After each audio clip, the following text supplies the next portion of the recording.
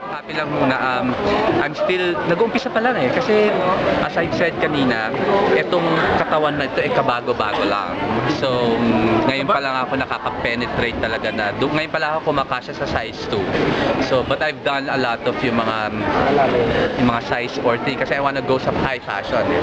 But that's a totally different thing. No? Yes, exactly. So, from 140 to 115? 15. Ang balita namin 24 na yung Waistline. Yang hiya pong 24. Chari! Pero hindi namin naintindihan ka, anong klaseng model yung, anong category? Androgynous. Androgynous. So I'm considered a male model, but doing female clothes. Sino ba yung mga nakasama mong rumampa ng mga top models? Nako, wala pa tayo sa ganung estado. Pero tinatrabaho natin yan. Hopefully one day, makalusot. Love life. Meron ka bang iniwan sa New York? Wala masyado. Ma'am, what can we expect from you now?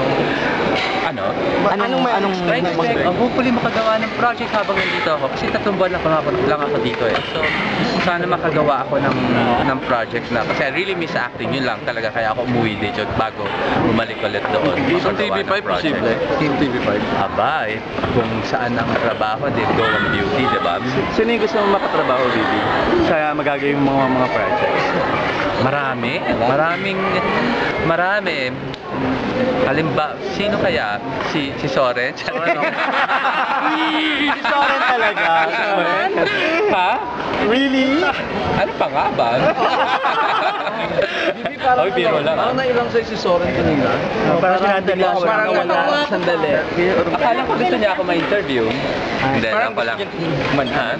Hindi, loko lang. Hindi, Nagsabi ka 1 million kapag exclusive na interview dito kay Soren. May presyo May nagsabi ba? Lumalabas siya. Meron kasi Talaga? lumabas na ganun. Are you open to work with Carmine in the project? Oo naman. Nagkikita ba kayo? She wants to have an interview with you, parang gano'n. Yes.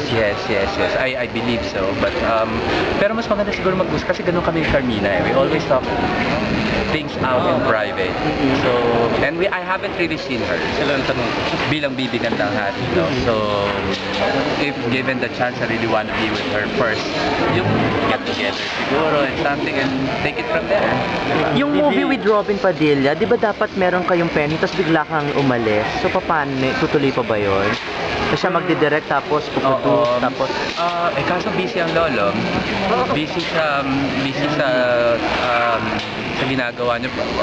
Siguro darating ang panahon na matutuloy din yun, di ba? So, first thing, ano lang yung magagawa in 3 months, yun lang ang gagawin ko.